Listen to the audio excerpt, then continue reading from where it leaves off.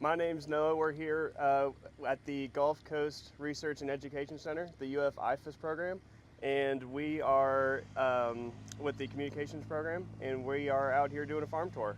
And we're starting here with, what's your name again? Ankit. We're here with Ankit, and we're going to go over our first stop here. Okay. So what we got here? Okay, so I'm first year plant breeding student here at the University of Florida. Today we are here at Blackberry Field, and now this is the time for flowering, and we are basically like a blackberry breeding program, and right now we are making crosses for the next season. We are combining two different varieties, trying to make the blackberry more better in terms of fruit quality, fruit size, and growth habit.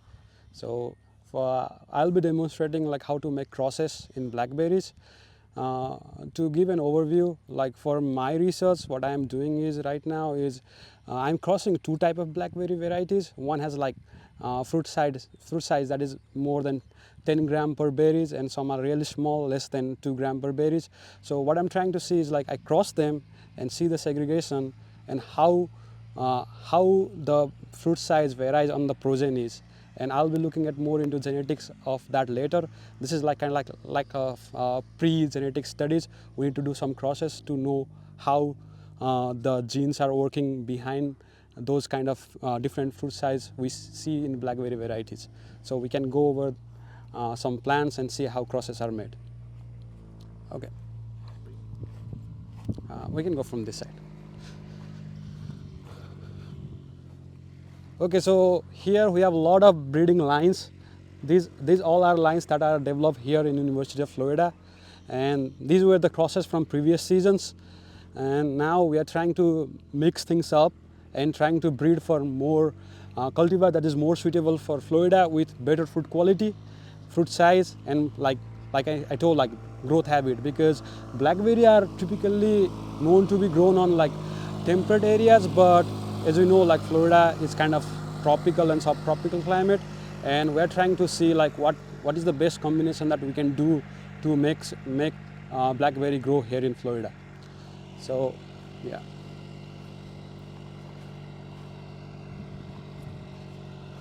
Okay.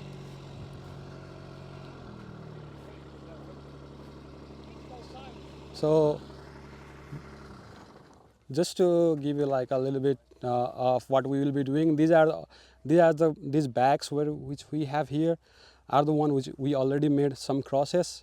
Here we write the name of mother and like father parents, like BL37 is the mother and BL43 is the father parents, and we have already made cross here. So after a few days they will turn into berry. We'll harvest seed and grow them again and see like how they segregates. Okay, let's go over to see some crossing. Yeah, so to make crosses, first we need to collect the pollen from the father plant, because the mother plant is the one that gives us the berry. So to make a cross, like we need to collect pollen in the first. So here are our farm crew that they are collecting pollen for other crosses, but I have already collected some pollen for this demonstration, and I'll show you how to make crosses in that stop. Okay, let's go.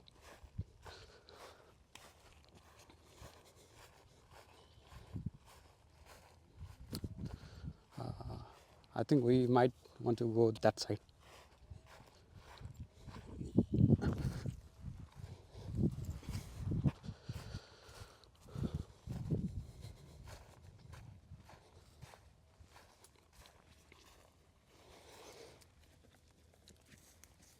So the most important things to like make crosses is that like we need to identify them after they turn into berry, because as you can see like there are a lot of flowers and fruit in the tree itself, but we need to know like what crosses we exactly made.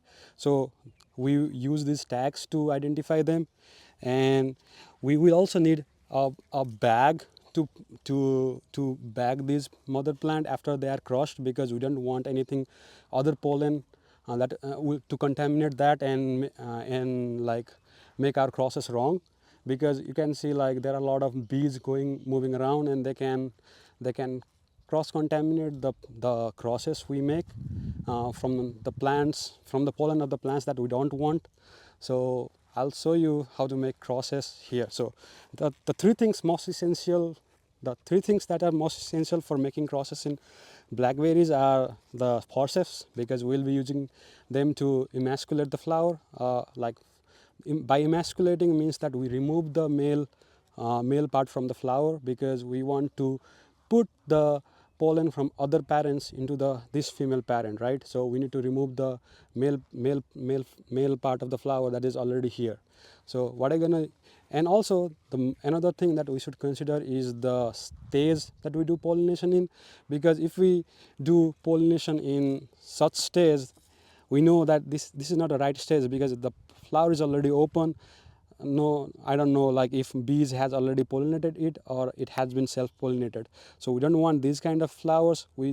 The right stage to do is in this, like this semi-opened, which we call tight bud stage. This is the best stage to do crossing in blackberries. So at this moment the anther has been like mature enough to pollinate, but the stigma, which is a female receptor, they cannot receive the pollen themselves. So for first what we do is like we remove these petals and sepals, and as you can see, these are the male part of the flower, the anther. So we want to remove everything that's there on this flower.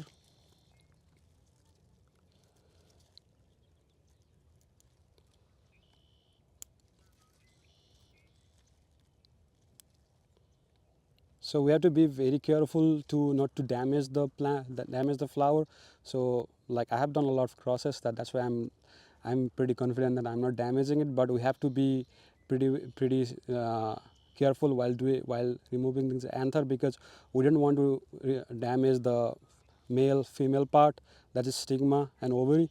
So once I remove everything, the only thing that is left is ovary with stigma. These are the female part of the flower that will turn into berries later. So once I have done that, I'll take these tags to know where is the location of the flower that I remove the anthers, like basically emasculate them. Then I take some pollen that I have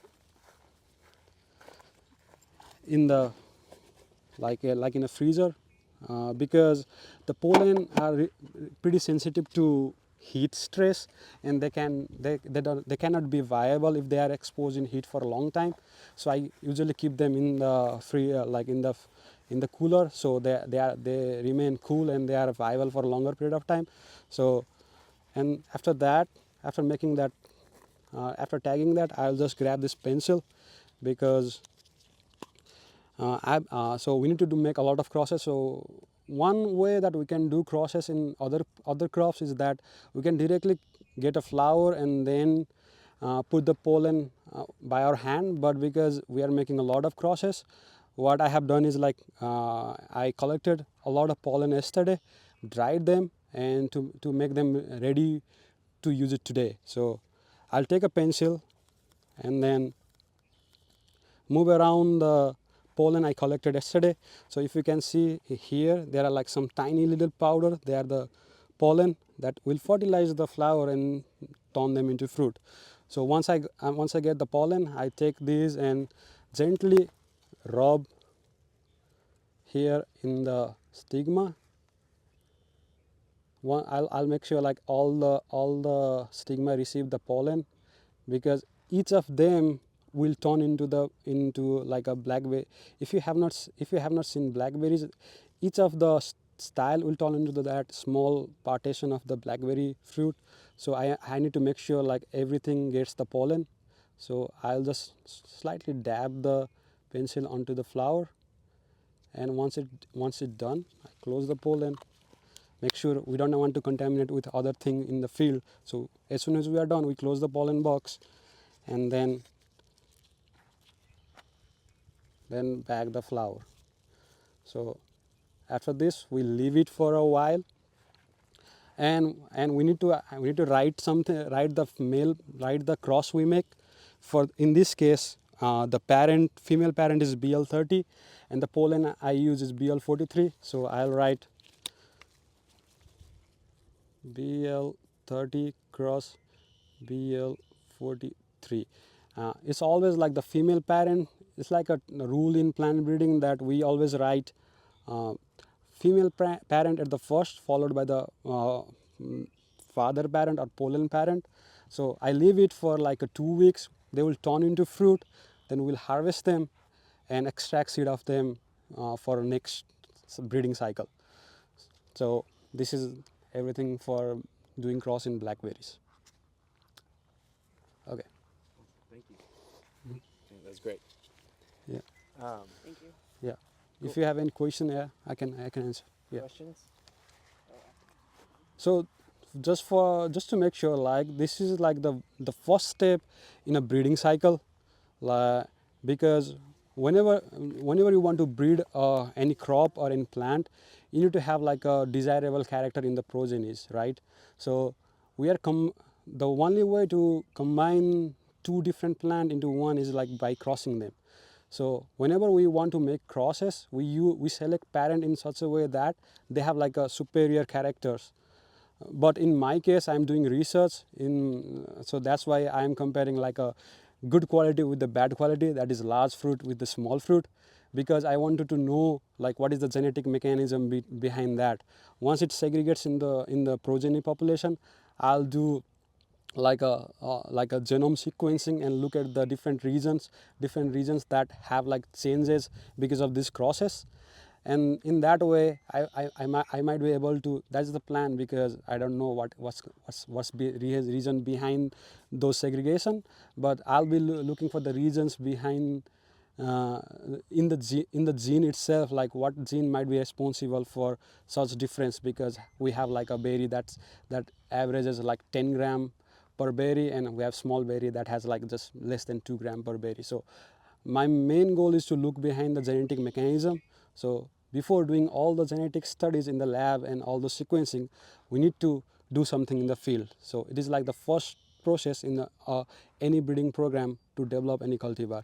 So after making crosses, we look at the progenies and select the best possible one, and that way that will go under a round of selection for us at least 6 or 7 years, until we are sure enough that it will thrive in Florida and has better quality, and then ultimately it will get released as a cultivar. So this is the first step to release a cultivar. Okay. Thank you. Thank you so much. Good advice,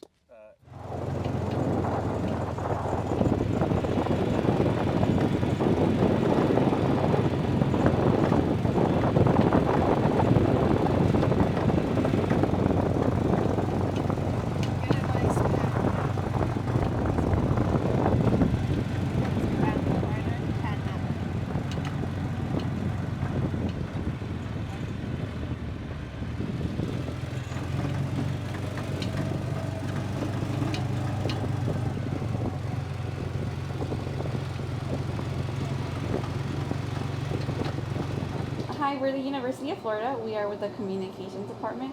We are here on a ag tour for the Gulf Coast Research and Education Center. I'm here, so he's going to go ahead and tell us what we're doing in this lab. Thank you. Hello, everybody. My name is Galvin Alonso Ortiz. I'm a PhD student here at the Gulf Coast Research and Education Center, and I work in the Department of Plant Pathology. So I decided to come here to Florida, and specifically to the University of Florida, to study plant pathology because we are the best at it. Florida is it's a region where we have warm, humid weather, and that especially favors the development of plant diseases. And I've been involved in agriculture since high school, but I got very interested in studying the microbes that affect our crops and the ones that cause plant diseases. And that's why I decided to come here, and I need to thank Dr. Natalia Perez for giving me the opportunity to start as a master's student and then transition to do the PhD, which is also called a doctorate program. So here we are basically investigators, and we try to figure out what's happening to our plants when they don't look normal. And when they don't look normal, they are basically affected by plant diseases. So plants can get sick too, and they can be affected by viruses, bacteria, and even fungus. It's almost the same thing that happens to humans when they get disease. And here I can show you different diseases, especially for specifically of the strawberry fruit. And the majority of the diseases that affect the strawberry crop here in Florida are fungal diseases caused by different species of fungus. And here we have botrytis, Coletotricum, powdery mildew. This is a disease caused by a bacteria. This is the most problematic disease right now, which is called Pestalothiopsis, that can damage the fruit and also the leaves of the plant. And these are the diseases that we can find here in Florida affecting the fruit. But we also have diseases that can affect the leaf parts of the plant, and most of them are caused by fungi. And you can see here that some of the symptoms caused by these fungal diseases, they look kind of the same. So here at the Plant Disease Diagnostic Clinic, we receive growers that bring plant disease samples, and we investigate what's happening to them, because in the field we see this, but we don't know which is the pathogen that is causing those symptoms.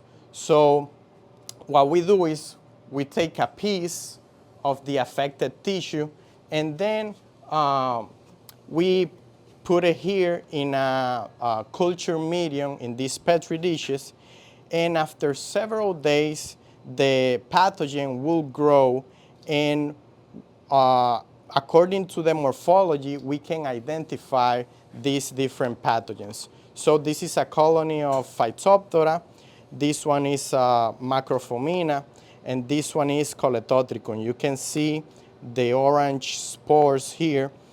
And these three pathogens, they are special because they can cause what is known as crown rot diseases. And the symptoms are very similar. So we also have molecular diagnostic tools that can help us identify this pathogen based on their DNA. So it's like, I bet that you have seen shows like CSI where they need to investigate a crime and they get like a DNA sample, like a hair or a nail. Here, we get the tissues affected by the pathogen, we run the molecular analysis, and then we can know who was guilty for the crime. And in this case, it's gotta be one of these pathogens. And after figuring out which pathogen is affecting our crop, then we can give recommendations to the growers on ways to treat these pathogens. So we identify the pathogens, but we also work to develop strategies and management tools that can be usefully applied in the field to prevent or to cure plants that have been affected by diseases. And one of the tools that has been developed here in the Strawberry Pathology Lab is the Strawberry Advisory System. So this system is connected to weather stations all around Florida, and the data collected by these weather stations is used to recommend the right time to spray to prevent or to cure diseases like anthracnose fruit rot that we can see here and botrytis fruit rot. So basically, growers apply pesticides or fungicides based on the weather. So if the weather is not conducive for the development of the disease, then the grower won't apply these fungicides. And this system, as a grower, you can subscribe and receive daily alerts on your phone telling you about the recommendation for sprays in your specific area. Another tool that we have developed here is the treatment of powdery mildew, which is a fungal disease that affects the strawberry crop, using UV technology. UV is short for ultraviolet light, and here we can see a robot that will go along the beds of the strawberries, and it will apply this light, and with that light we can damage the fungus and basically get rid of the disease in our plants. This technology helps with powdery mildew, and also it can help to control mites that can also affect the strawberry crop. So different from the fungicide sprays, this is a more eco-friendly way to manage plant diseases. And these are just few of the things that we do here at the Strawberry Pathology Lab. I hope you enjoy learning about this, and if you guys have any question, don't hesitate to visit the Gulf Coast Research and Education Center here at the University of Florida. Thank you. Fantastic. That was brilliant. Great job. Thank you so much. Thank you, guys. All right, somebody grab his mic. Yeah, thank you for putting all this together. Thank you, guys. Thank you.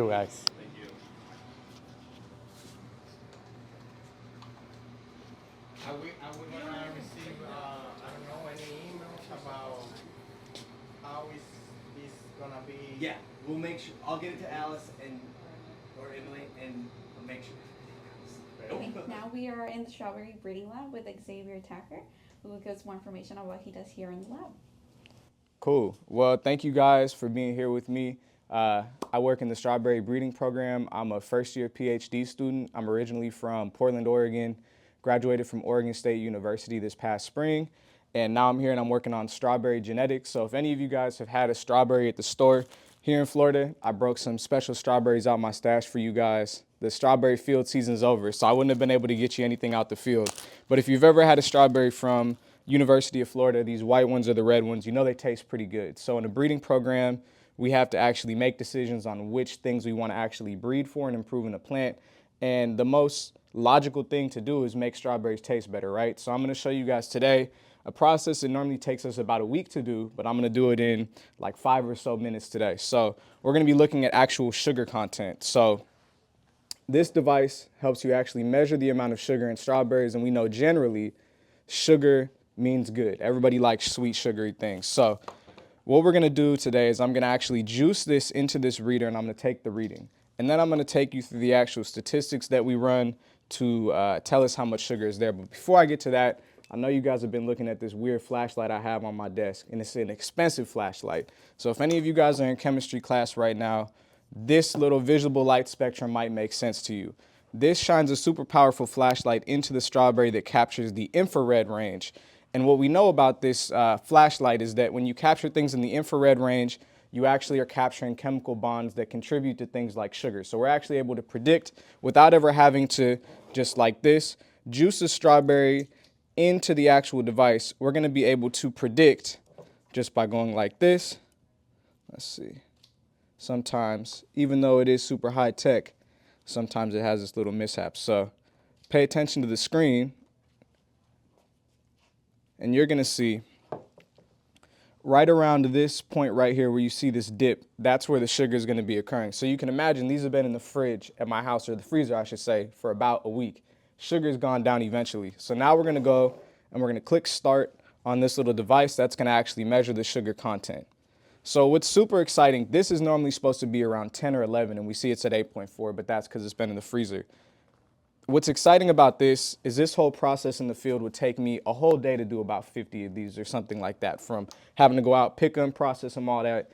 I'm able to do this per berry in about 3 to 4 seconds, and I'm able to collect just as good of data. So now I'm gonna show you guys how I actually validate that this is a good use of our time and money, and that's through statistics. So I know this might look a little scary, but this is some code that I wrote, and I've only learned how to code the past couple of years, so you can learn pretty quick. It's just like learning another language, and if you already speak another language, this is gonna be even easier. So I'm actually gonna run this code for you guys today, and you're gonna watch right here. You're gonna see that every time this computer is doing math, it does a little line. So you see this little plot, this is telling us, hey, in this wavelength, or if you remember the one that I just showed you, this is actually going to be a lot of heritability, which is genetic variation. This is a lot of room for us to capitalize on the actual genetics of the plant. So now I'm going to run one more piece of code for you guys, and that is going to be actually how we're going to predict the sugar content.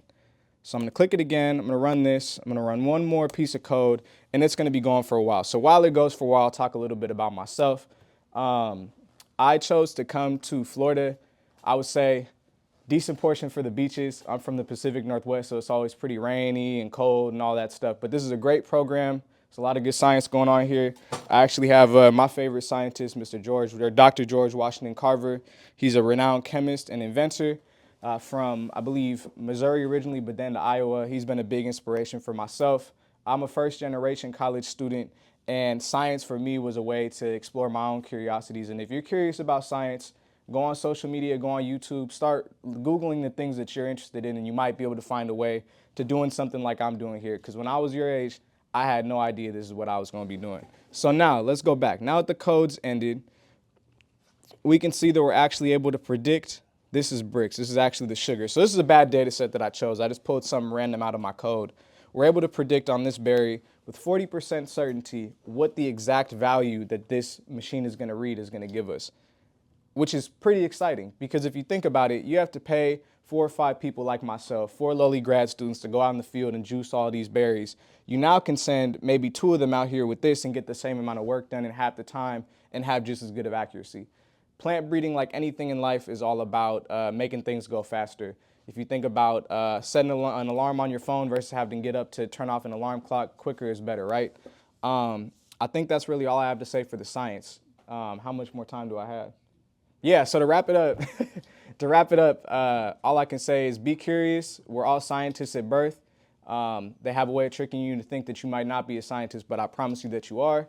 And I once didn't think I was one either. I never thought I would be here doing this, but I was just curious. So stay curious and follow whatever your dreams are. Okay, so now we are in the Smart Agricultural Lab with PhD student Uche, and he's going to tell you about his work.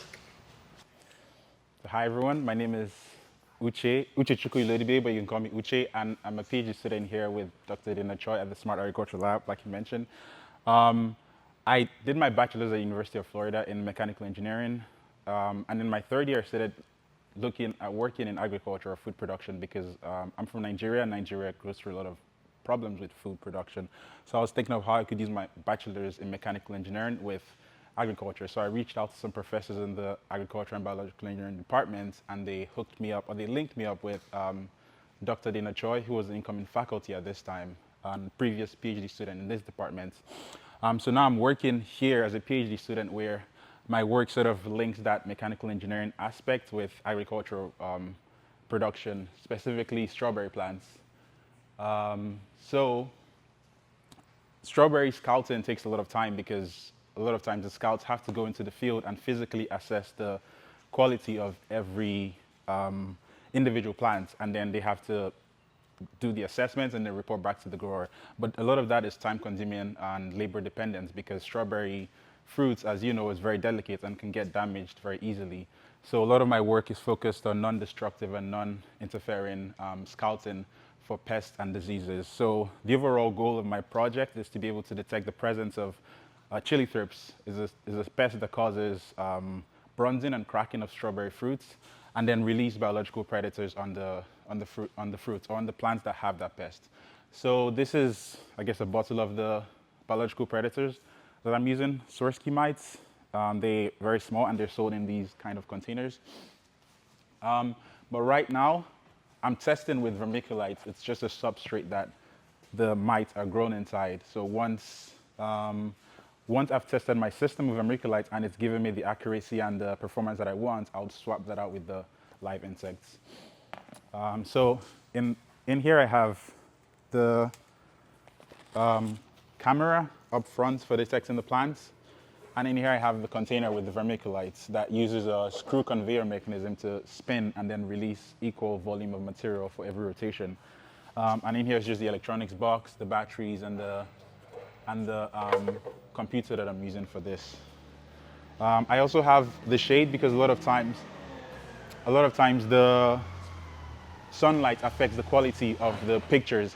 So this shade tries to prevent that light interference. And then I have an external light source to improve the light quality as well, to have that constant light quality when I'm taking the pictures. So I'll run the program, and then you can see the detection working and then the releaser also working. Just gonna step this way. Let me just make sure I have it.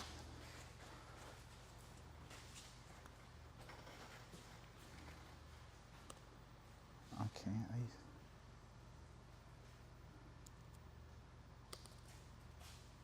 sorry, I can't seem to find my mouse.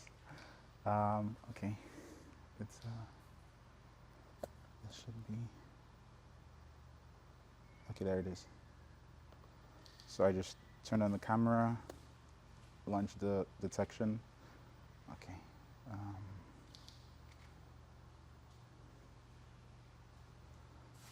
So that's the camera stream. Sorry, I just need to. Okay, there it is. Turning on the controller and then making sure I'm communicating with the computer.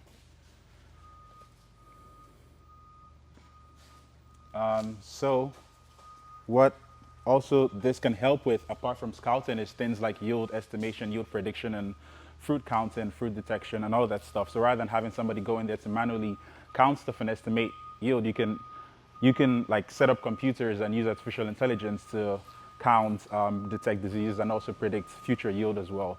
So this would be doing plant counting and then detection and then also release. I'm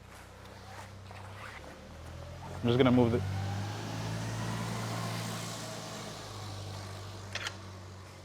And everything is mounted on this platform from Amiga Farm NG. We bought the platform. I think we're collaborating with a different lab, Dr. Kevin Wang, and they built the top part from scratch, and then I mounted my device on that system. So I'll just set it to move. Hopefully it should work. I can't really see what's going on the screen, but I think should be able to like detect and then assign individual IDs to each plant. Go back. Okay, sorry.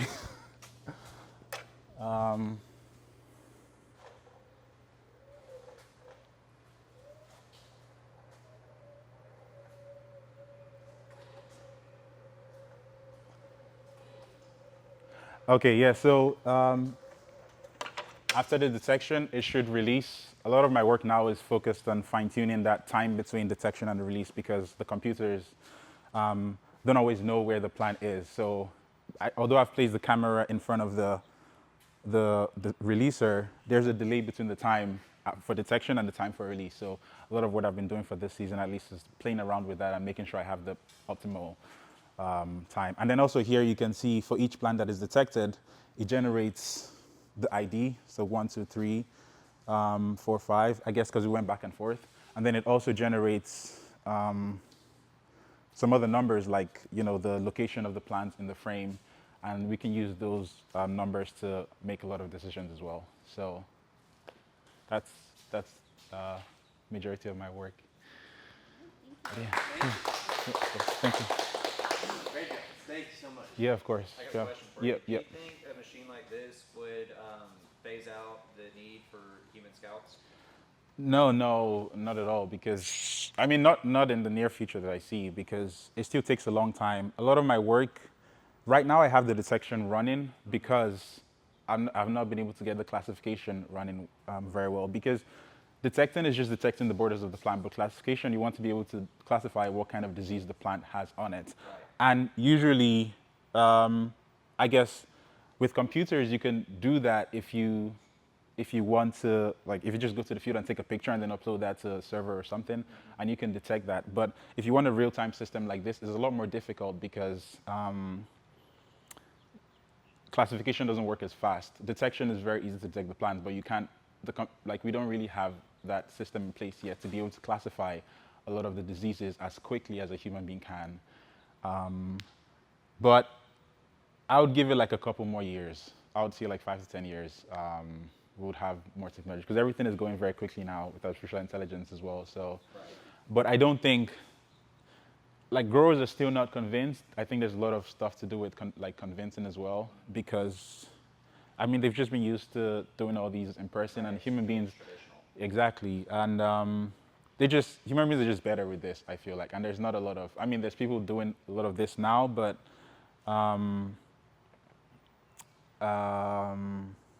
Everything is still traditionally and like manually done. If you go to any of the strawberry farms around this area, people are trying to push like strawberry harvesters and all that stuff, but it doesn't, like, a lot of the error, it gets errors and it has like 90% or 95% accuracy maybe, and that's in special conditions, and that's not good enough for a farmer where they want every fruit to count. So when a person is doing it, the person would get like 100% of the fruit right, and then for instance, a machine doing it will get 90% of the fruit right in special conditions. So there's still a lot of work that has to be done with convincing farmers for something like that, yeah. So that was our tour over here at the University of Florida IFS Gulf Coast Research and Education Center. Thank you for coming along with us. On to the next.